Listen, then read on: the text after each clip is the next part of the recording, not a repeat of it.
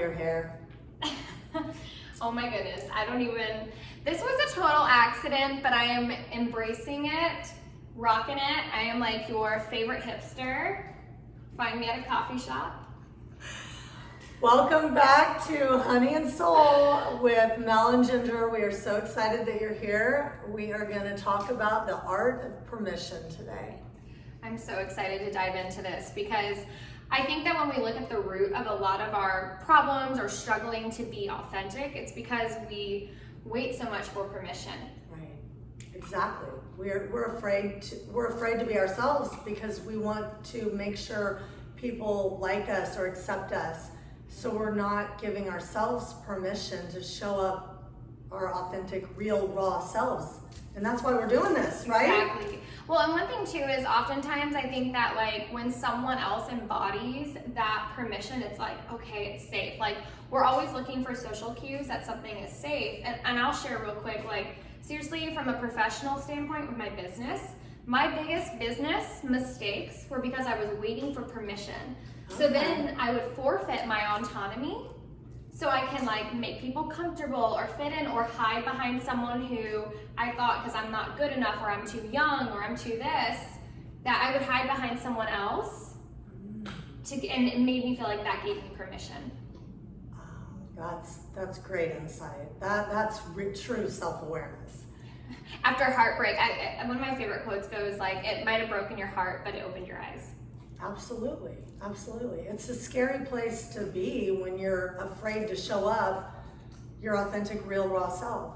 Because we just are so conditioned to be somebody else for somebody else for somebody else, you know, and we're afraid. It's fear-based. It all comes back to fear. And the amount of energy, oh my goodness, that we use. The behind the scenes like stress of like, is this good enough or should I do it or I want to do this, but what are they going to think? By the way, that conditioning, my friends, is like mainstream education and media. Absolutely, 100%. I remember like being 17 and like we're in high school and being told like we have to decide what we want to do for the rest of our lives. Like what 7-year-old or 17-year-old or even at 15, 18, 21, how do you know? I had no idea like what I wanted to do. I had no idea. I went to college and I was just kind of, you know, okay, what am I going to do? What am I going to do? And I ended up teaching Pilates with a college degree. It was awesome. It's like, you know, got this degree. But even in that process, right, we're like, okay, is this good? Is this bad? Is this good? Right. Like right. It doesn't fit the box. Absolutely. It's like judging, okay, I got this degree and I'm, you know, doing what I love, but shouldn't I be doing what I was taught my degree? Right, or what you invested in. Like what a waste of investment. Right. And so then it's judging. I'm judging myself, you know, like I should be doing something else.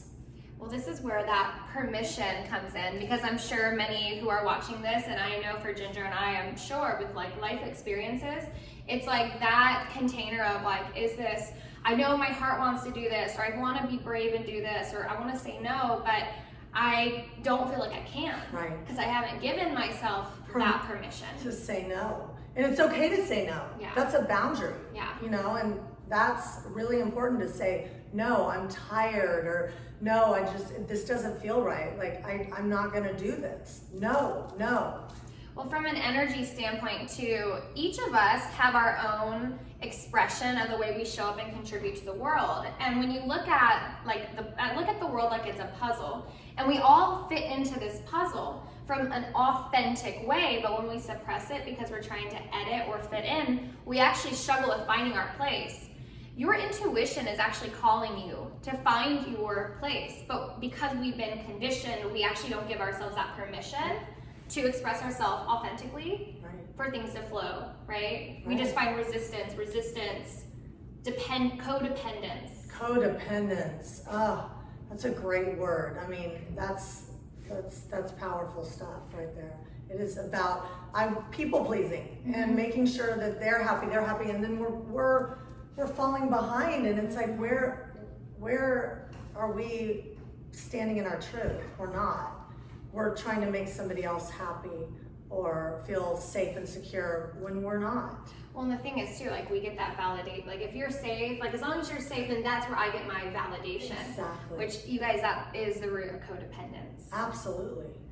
Like one thing too is with working with so many people through training and yoga and just clients, like there is oftentimes this pressure of performance. Right. And for everybody in this world, so like trying to perform, someone like me, like I am not afraid to like it all comes natural in the sense of like I like to connect with people publicly, and I could stand up in front of hundreds of people and roll with it, where Right. that's totally natural. And part of that is as I've done work to really understand myself and the way I operate, like I understand that that's natural for me, and that's insight that this is how I uniquely contribute. But not everybody is going to be like that. And if you try to compare yourself to that and it doesn't resonate with you from a physical embodied place, you're just going to keep performing, you're going to keep editing.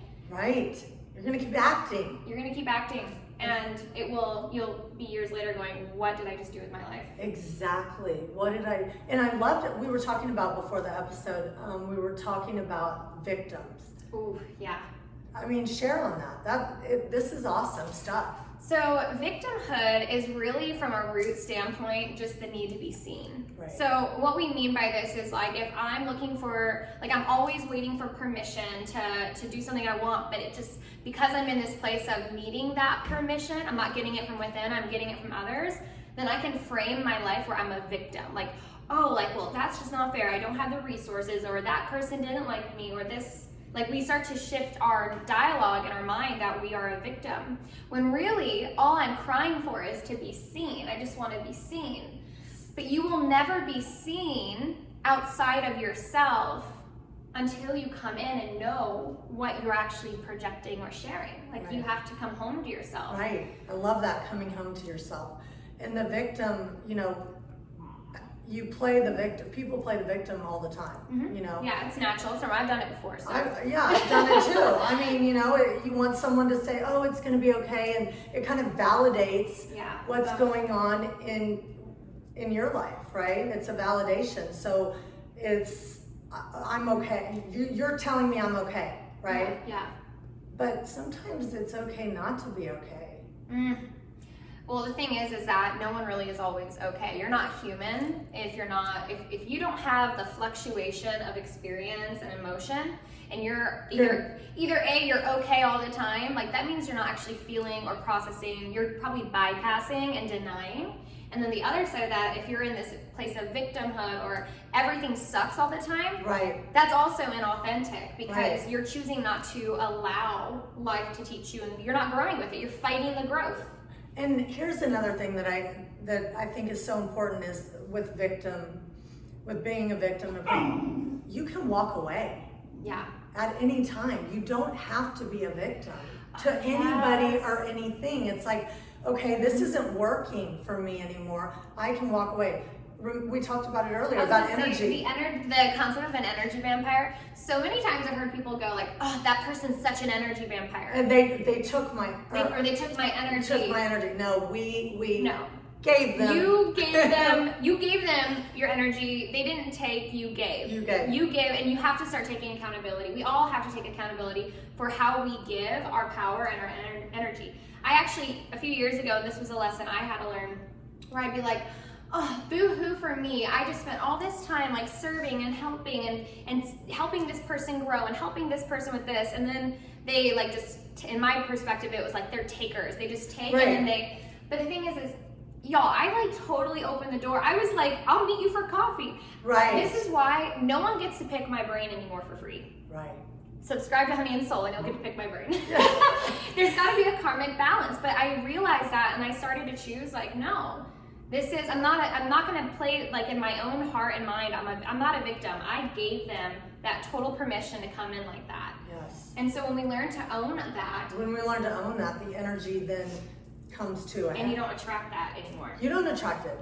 Like we talked about in one of our episodes, that when you're in a high vibration, your energy is up here, and the people that we were giving our energy to are usually operating down here at a lower frequency of energy. We don't match. There's no vibrational match there, and so we just don't attract them. They just don't. it's almost like they're like, I can't touch her. Yeah, like I'm not able to. And I have found, seriously, since I put that boundary up, my clientele has grown. Absolutely. And I feel like my impact has actually been much more potent than this diluted, like give. It's really shifted. And then my work is cherished and it's not just like take. So I'm choosing how I want people to engage with me by owning and taking authority for my energy. Well, I always like that, we teach people how to treat us, right? Yeah. We really do. We teach people how to treat us. If we're going to allow bad behavior over and over again, they're going to keep treating. Why wouldn't they? Why, you're allowing me to do it. That's when we have to give ourselves permission to say, no more. Yeah. This is not my truth. This is not who I am. I'm putting up a boundary and I'm giving myself permission to do that.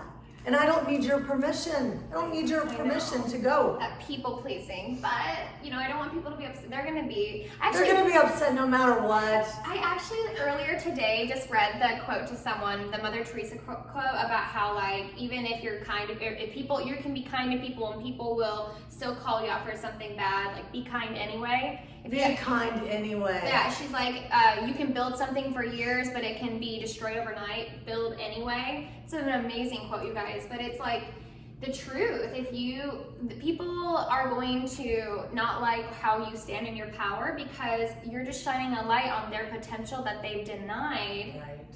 That's painful, and give grace. Like this work is painful. It is. It's painful. And it's work. When we say it's like, this is real work. I mean, it's going within and feeling and learning and exploring and investigating and all of those things. We have to go within and really look at who we are as a person and be that person. Be that person. Be that person. I love that. Do you. Mm-hmm. I do me. Like, let's just, call it like it is. You do you, I do me, and like the world is gonna be okay, right? It's when we start to judge and tell people that you're not doing it right or you're not doing it right. Well, and then we start to try to control, and that inhibits. I actually want to dive into the concept we were talking about is how. Actually, I'm going to get my dog real quick, and then we'll move this around. Okay. Hold on 1 second. Okay. Okay. This is our wolf. This is our wolf. This is Basil. He's our behind-the-scenes producer, and he was just wanting to say hi. Yes, he was needing a little attention, and we're going to give him what he needs because we want to give him what he needs, right? Exactly. That's what it's about. We want to give it. Okay, so talk to us a little about this self-care culture that you were talking about at the beginning of the episode. About how self-care culture can be dangerous. Hey guys, it's Mel. I wanted to leave you with a little teaser. We're going to be talking about on our next episode how self-care culture can be dangerous. We hope you enjoyed this episode and make sure you subscribe, connect with us, follow us on Instagram, and we're just so excited to be connected with you.